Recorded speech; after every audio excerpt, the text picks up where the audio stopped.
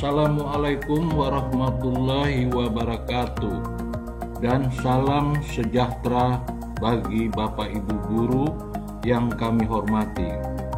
Pada tutorial kali ini adalah tutorial penilaian tes tertulis lanjutan untuk melengkapi penilaian tes tertulis secara utuh agar dapat kiranya menjadi bekal bagi Bapak Ibu guru untuk menyusun, melaksanakan, dan menilai melalui tes tertulis kepada peserta didik. Marilah kita simak dan ikuti tutorial lanjutan penilaian tes tertulis berikut ini. Baiklah Bapak dan Ibu sekalian, untuk bentuk soal yang kelima adalah soal uraian. Soal uraian adalah soal yang jawabannya menuntut peserta didik untuk mengingat dan mengorganisasikan gagasan-gagasan atau hal-hal yang telah dipelajari dengan cara mengemukakan atau mengekspresikan gagasan tersebut dalam bentuk uraian tertulis. Jadi pada bentuk soal uraian ini, yang kata kunci yang perlu kita ingat adalah menuntut jawaban, mengingat, dan mengorganisasikan gagasan. Ini yang paling utama. Jadi gagasan untuk mengembangkan gagasan, mengorganisasikan gagasan.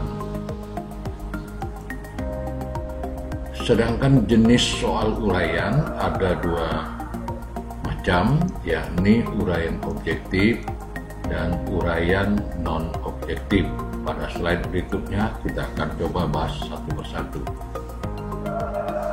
Pengertian daripada soal uraian, baik uraian objektif maupun uraian non-objektif. Uraian objektif adalah mengukur kemampuan peserta didik menguraikan konsep tertentu sesuai dengan materi pelajaran sehingga penskorannya dilakukan secara objektif.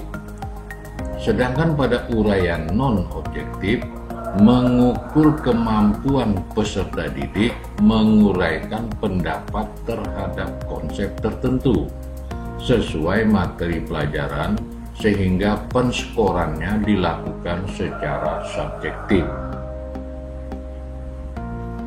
Jadi di sini jelas terdapat perbedaan antara uraian objektif dan uraian non.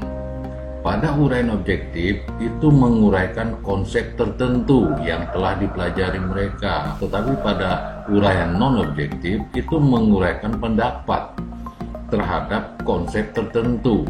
Di sini ada memberikan gagasan sesuai materi pelajaran sehingga penskoran yang dilakukan secara subjektif, maka disebut non-objektif. Bentuk soal uraian harus memiliki pedoman penskoran yang jelas dan rinci. Kemudian ada definisi lain mengenai bentuk uraian objektif dan uraian non. Uraian objektif, rumusan soal atau pertanyaan yang menuntut sehimpunan jawaban dengan pengertian konsep tertentu sehingga penskorannya dapat dilakukan secara objektif, berbeda dengan uraian non. Rumusan soal yang menuntut sehimpunan jawaban berupa pengertian atau konsep menurut pendapat masing-masing peserta didik. Di sini terlihat kalau uraian objektif, jawaban siswa mengenai pengertian atau konsep tertentu, terbatas pada pengertian dan konsep tertentu. Tetapi kalau di uraian non, pengertian dan konsep tertentu menurut pendapat masing-masing peserta didik, sehingga nanti penskorannya suka dilakukan secara objektif, lebih mengarah dekat pada subjektif. Kemudian, teknik penskoran soal uraian sebagai rubriknya adalah sebagai berikut. Untuk uraian objektif, pertama, menggunakan kata kunci jawaban. Jadi kata kunci jawaban. Sedangkan pada uraian non-objektif menggunakan kriteria jawaban. Kedua, pada uraian objektif, tulis semua kunci jawaban. Sedangkan pada uraian non-objektif, tulis semua kriteria jawaban. Kemudian pada uraian objektif, setiap kunci jawaban diberi skor 1, sedangkan salah diberi skor 0. Pada uraian non, rentang skor jawaban terendah 0, sedangkan skor tertingginya sesuai keadaan jawaban soal. Contoh rentang skor 0 sampai 3. Pada uraian objektif, jika suatu pertanyaan mempunyai beberapa sub pertanyaan, rincilah kata kunci dari jawaban tersebut. Kemudian untuk uraian objektif, jumlah semua skor kunci adalah skor maksimum. Jadi jumlah semua skor kunci ini yang disebut skor maksimum. Pada uraian non-objektif, jumlah semua skor kriteria adalah skor maksimum. Perbedaan yang satu kunci, yang satu kriteria. Kemudian kita lihat lagi keunggulan dan kelemahan atau keterbatasan dari soal uraian ini. Keunggulannya dapat mengukur kemampuan menyajikan jawaban terurai secara bebas, mengorganisasikan pikiran, mengemukakan pendapat, dan mengekspresikan gagasan-gagasan dengan menggunakan kata-kata atau kalimat sendiri. Kelemahannya, jumlah materi atau pokok bahasan relatif terbatas. Jadi materi yang akan diukur atau diujikan terbatas. Waktu untuk memeriksa jawaban lama. Sudah itu penskorannya relatif subjektif. Jadi ada pengaruh persepsi penilai. Tingkat reliabilitasnya relatif lebih rendah karena sangat tergantung pada penskor tes. Jadi penilai, bergantung kepada penilai. Kemudian kaidah penulisan soal uraian atau analisis kualitatifnya, telaah soalnya. Dari segi atau komponen materi, soal harus sesuai dengan indikator. Ini sama dengan pilihan ganda. Pokok soal harus logis ditinjau dari segi materi. Batasan pertanyaan dan jawaban yang diharapkan jelas. Ini agak berbeda. Sekali lagi, batasan pertanyaan dan jawaban yang diharapkan jelas. Komponen konstruksi. Pokok soal harus dirumuskan secara jelas dan tegas. Rumusan pokok soal harus merupakan pernyataan yang berkaitan dengan materi yang diukur. Pokok soal tidak memberi petunjuk ke arah jawaban. Stimulus berupa gambar grafik tabel, diagram, dan sejenisnya yang terdapat pada soal harus jelas dan berfungsi. Rumusan kalimat soal atau pertanyaan harus menggunakan kata tanya atau kata perintah yang menuntut jawaban terurai. 4567 ini persis sama dengan kaidah pada pilihan ganda, hanya perbedaan pada kaidah nomor 8. Kemudian komponen bahasa. Setiap soal harus menggunakan bahasa yang sesuai dengan kaidah bahasa Indonesia. Ini sama dengan pilihan ganda. Kemudian kaidah ke-10 juga sama, setiap soal harus menggunakan bahasa yang komunikatif, mudah dipahami peserta didik. Nomor 11 juga sama, tidak menggunakan bahasa yang berlaku setempat. Persis dengan pilihan ganda. Ini contoh soal uraian objektif. Perhatikan baik-baik, ini ada perintah. Kemudian ini stimulus, gambar ini merupakan stimulus. Ini juga keterangan gambar termasuk stimulus.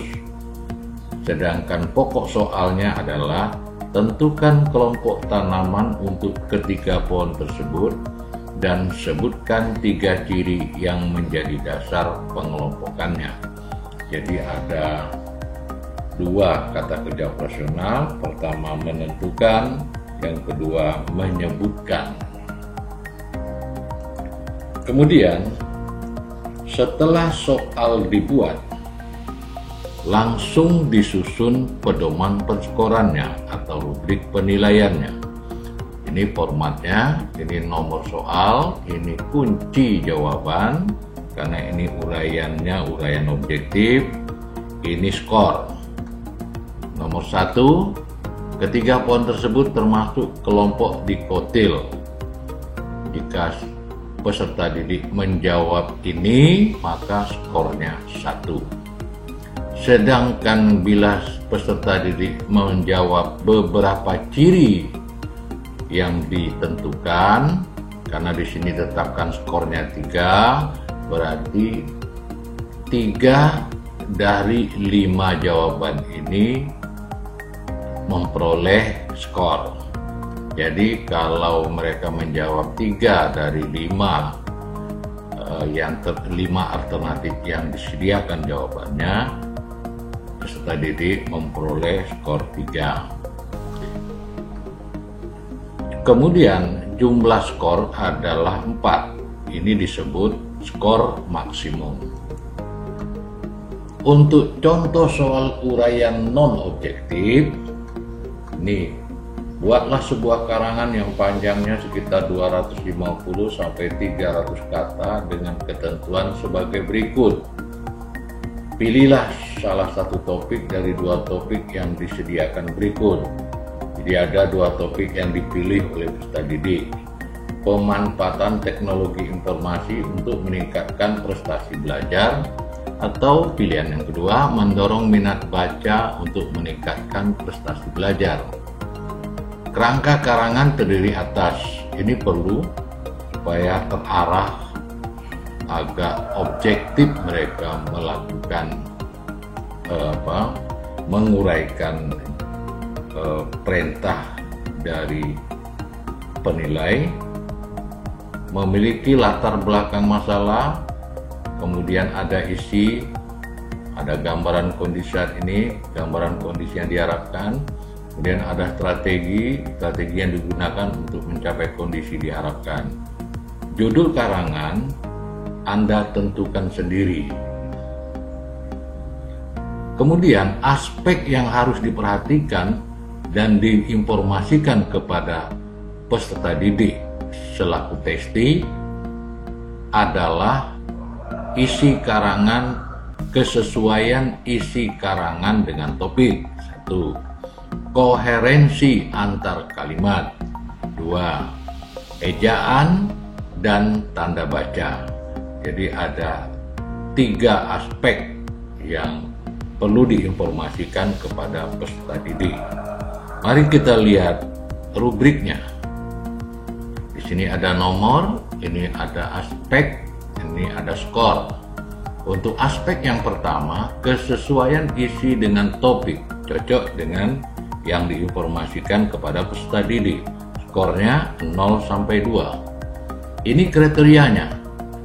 Isi karangan sesuai dengan topik, kriterianya 2. Terus demikian, kalau isi karangan tidak sesuai dengan topik, skornya 0.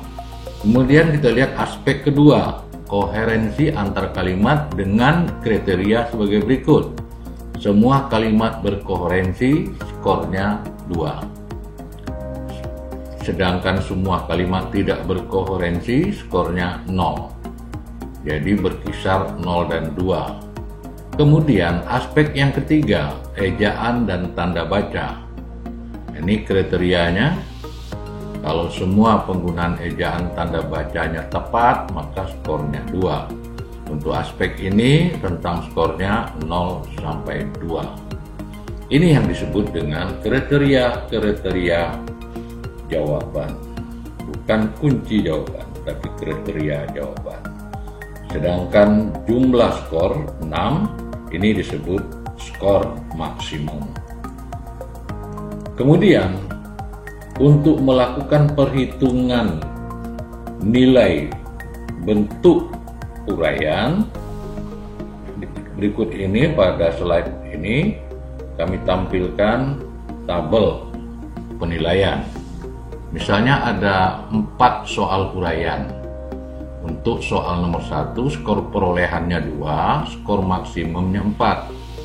Dan kita menggunakan bobot. Nah, karena bobot ini berguna untuk melihat dari kepentingan tiap-tiap soal.